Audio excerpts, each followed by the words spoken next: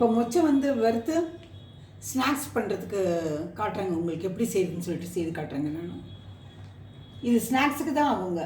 மொச்சை நான் உரித்து அதை ஊற போட்டு பிதுக்கி வச்சுருக்கேன். அந்த மொச்சையை இப்போ எண்ணெயில் போடுறேன் பாருங்கள். எண்ணெயில் போட்டால் நல்லா இருக்குங்க.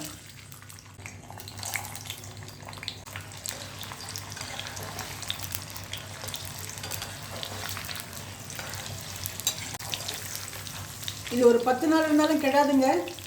ஈவினிங் ஸ்நாக்ஸ் கொடுக்கலாங்க. என்னங்க வரவங்களுக்கு சரி, வீட்டில் இருக்கவங்களுக்கு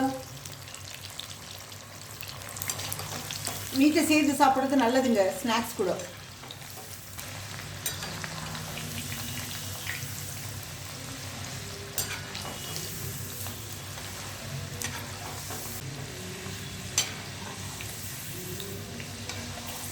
இது கொஞ்சம் சத்தம் கம்மியான பிறகு எடுத்துடலாங்க.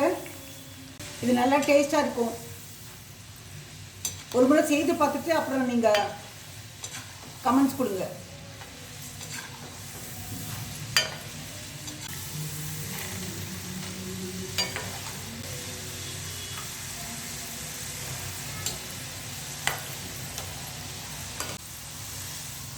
இப்போ இதை எடுத்துடலாங்க.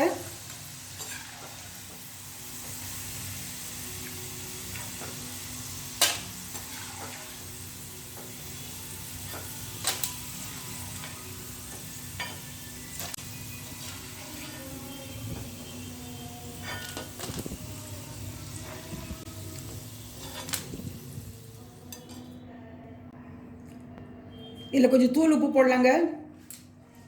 அப்புறமா மிளகா பொடி போடலாங்க. காரத்துக்கு உப்பு காரம் போட்டால் போடுங்க. இது ரெண்டே கலந்து காட்டுறேங்க. நான் மொச்சை வறுத்துட்டேன், உப்பு மிளகா பொடி போடி வச்சுருக்கேன். இந்த ஸ்நாக்ஸ் வந்து பிடிச்சிருந்தா லைக் பண்ணுங்கள், ஷேர் பண்ணுங்கள், சப்ஸ்கிரைப் பண்ணுங்கள். மறக்காமல் பெல் பட்டன் ப்ரெஸ் பண்ணுங்கள். அடுத்த வீடியோவில் பார்க்கலாம்.